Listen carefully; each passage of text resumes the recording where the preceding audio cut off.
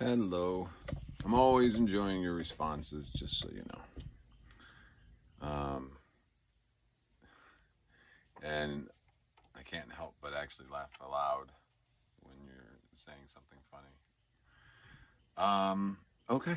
So here I'm gonna try to go a little quicker, but this is gonna have a little bit of a tail end, and you'll see why here in a minute. Let's get my card. So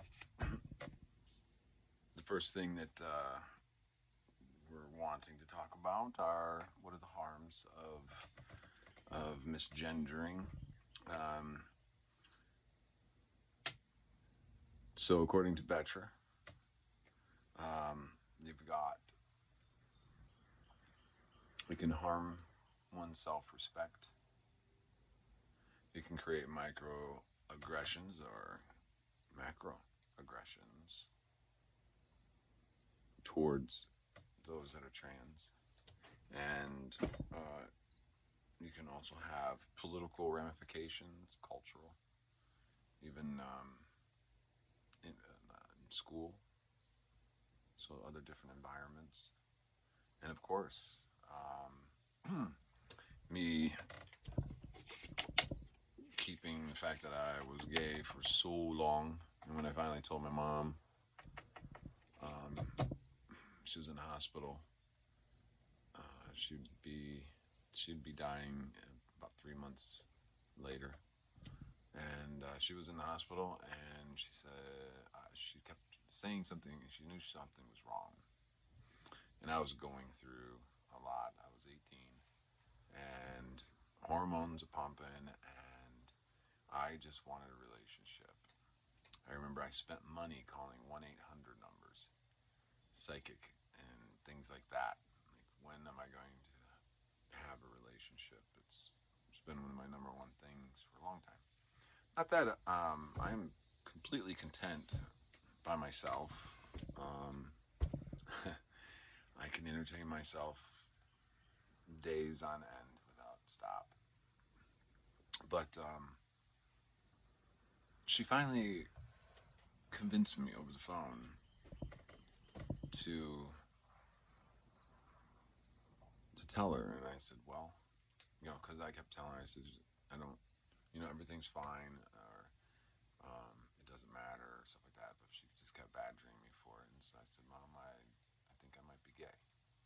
And there was a long pause, and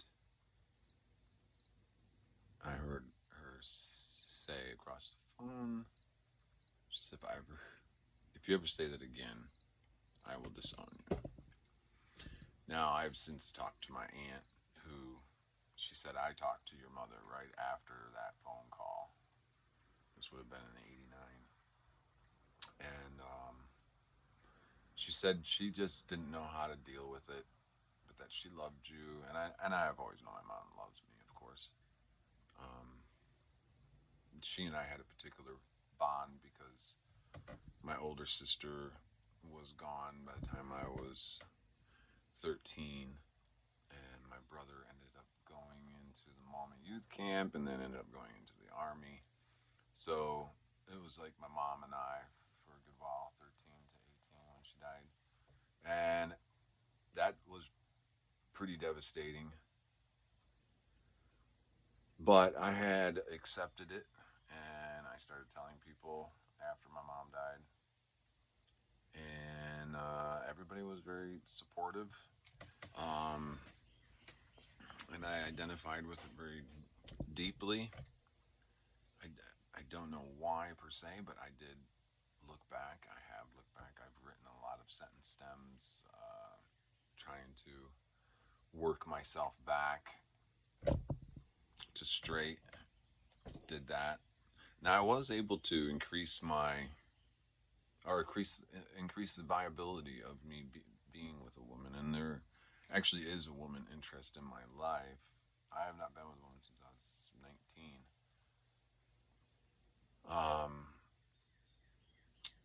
And this person I absolutely love.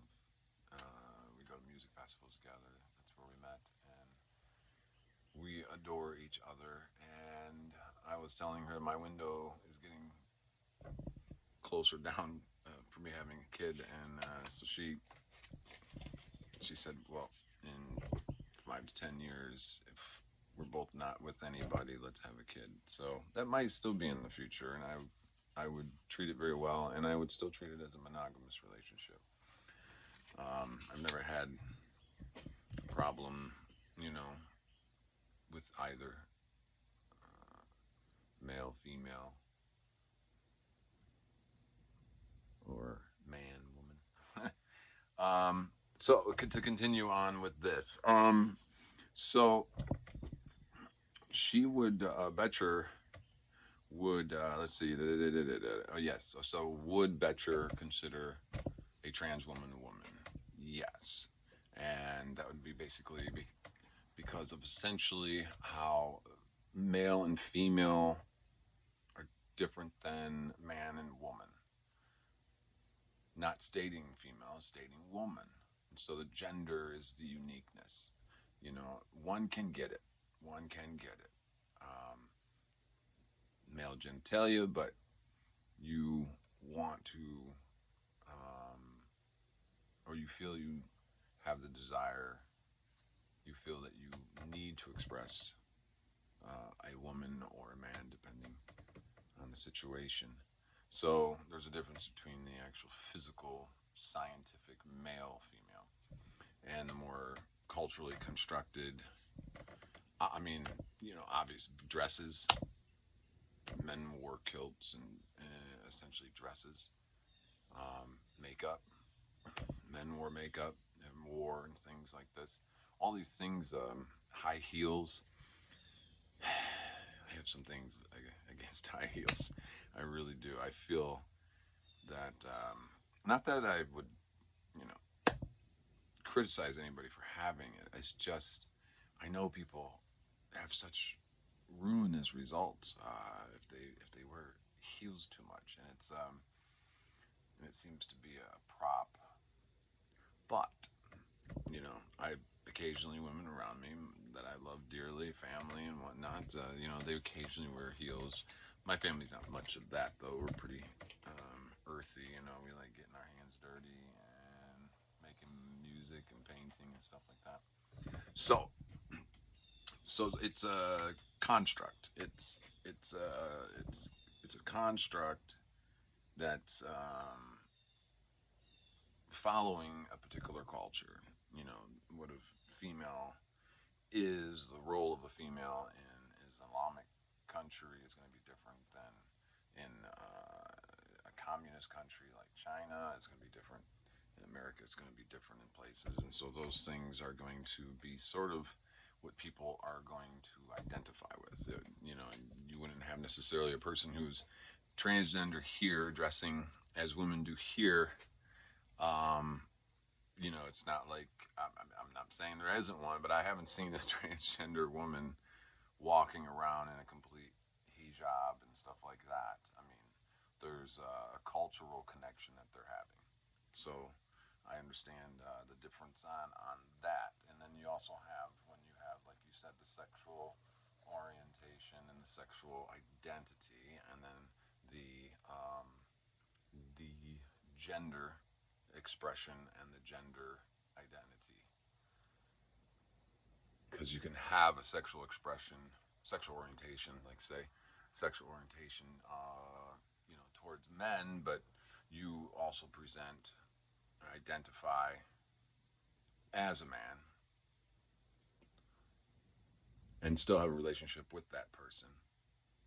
And your body might be receiving it in a different way, but your identity and your mentality is receiving it another. Now, was there anything else about? And about the bathroom question that you had. I looked that up, and it's microchimerism, something like that. Microchimerism. That's what it is. Microchimerism, which is where you have the XX and the XY. And I looked it up. The twin.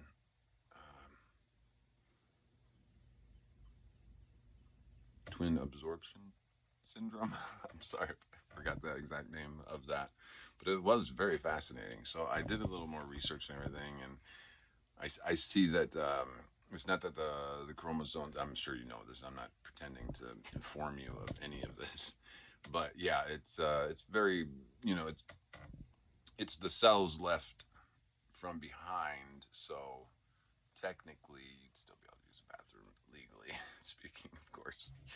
And not to push on that at all. I just thought it was interesting because I was fascinated. I was like, wait a minute. So are these XYs, you know, bounding around with the XXs and just sort of just somehow working? I see now though that it's a small percentage. Uh, so I think you'd still be able to use it. Now, as far as using it, and do I think that they should be able to? My mama kitty's wanting in. Come on, come on, Pickles, come on. Yeah, come on. So, sorry. So, to get to, did I answer that last one?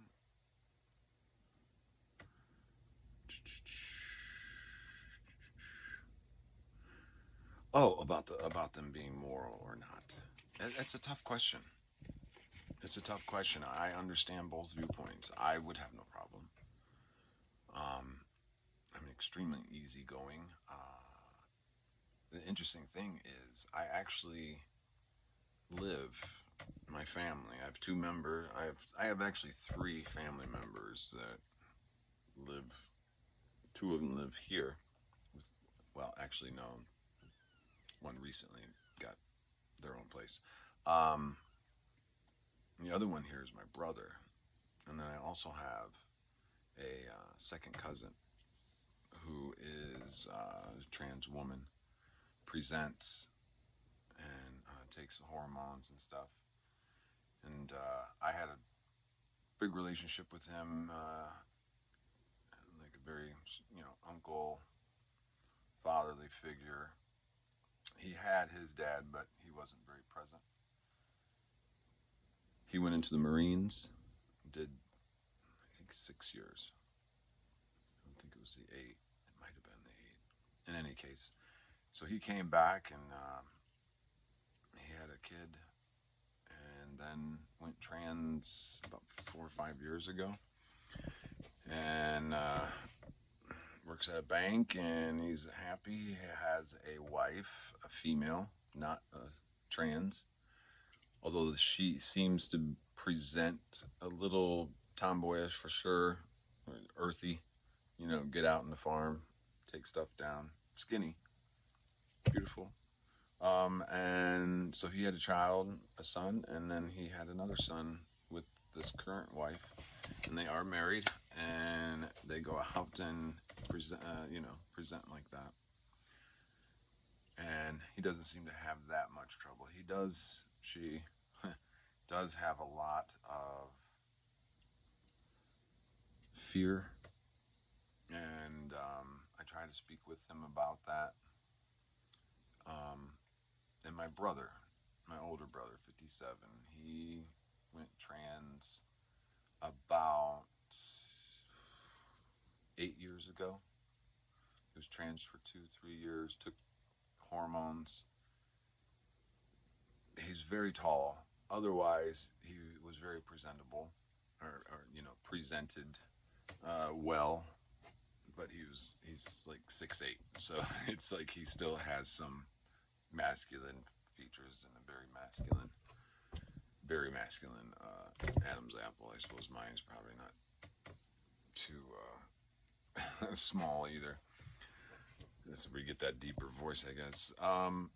The thing is, and the other person, by the way, is my niece, which I do say niece now because she did revert back. She didn't do anything physical. She did, except for take hormones for about 6 months.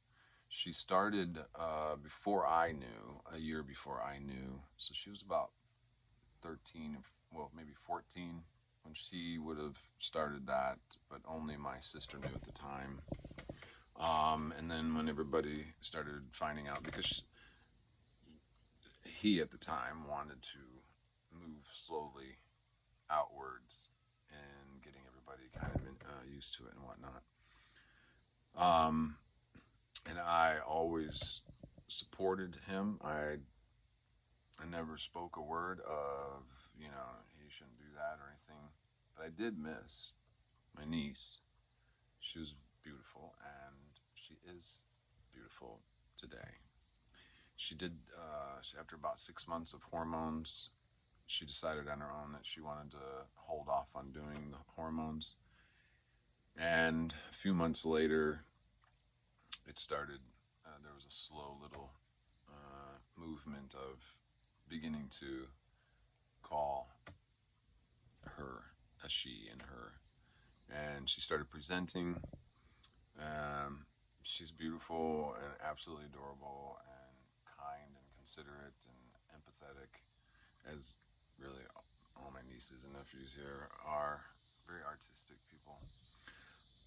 And she's actually been complete. My sister, she was the last one to move from they, them to he, she. She still sometimes uses they, them, which is, it's fine. I mean, it's fine. It was all that was. Because I respect it.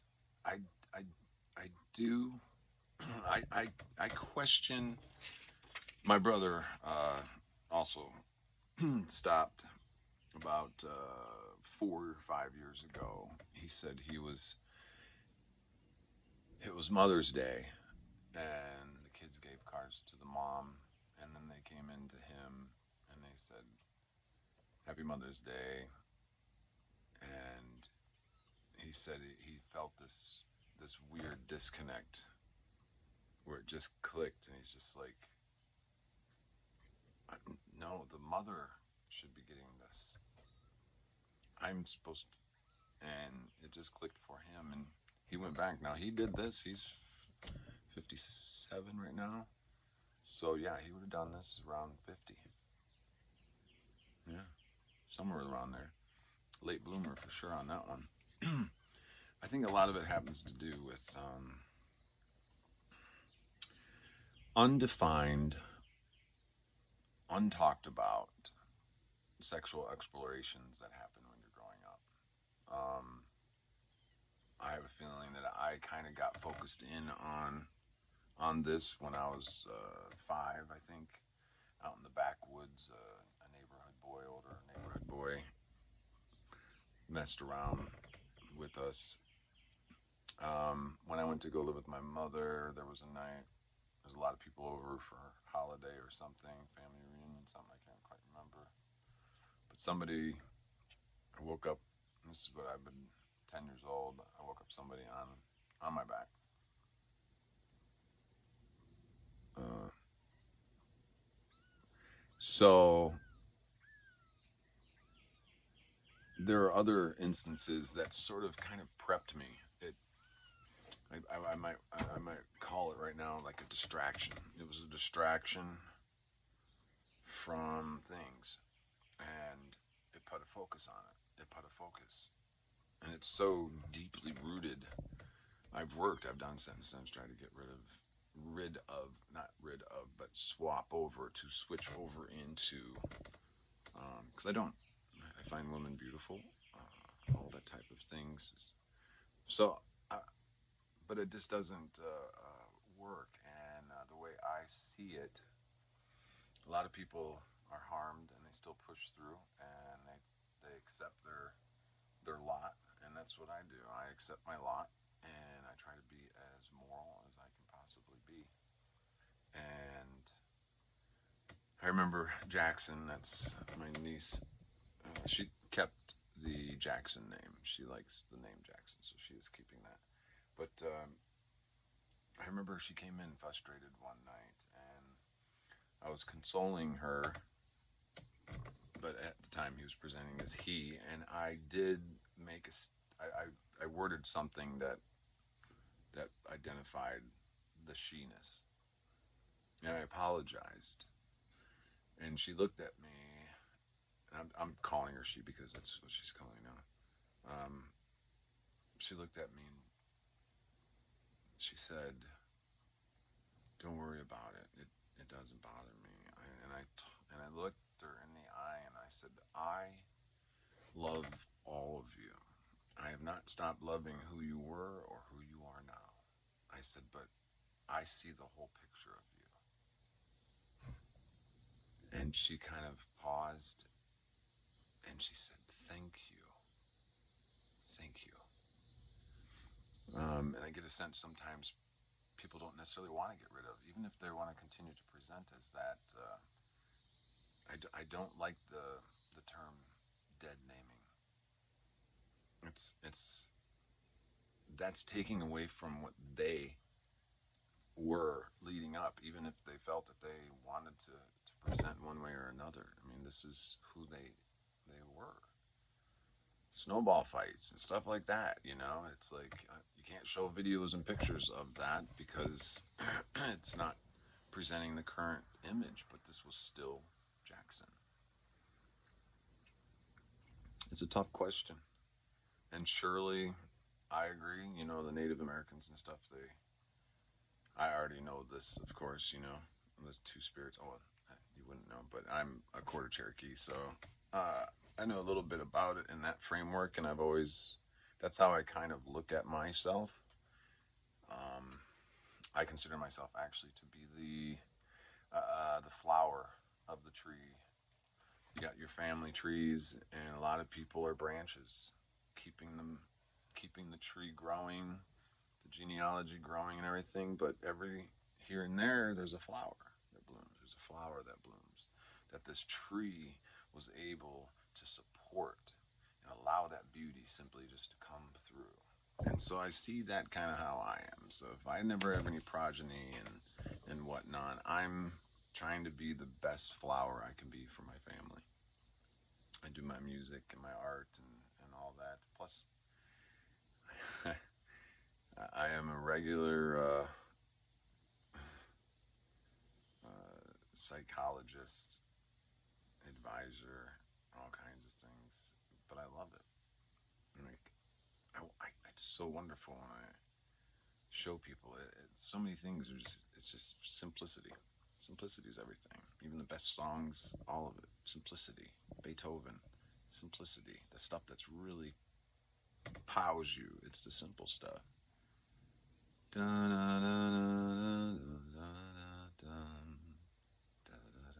Okay, I'm gonna hang up. Oh my God, this is 22 minutes.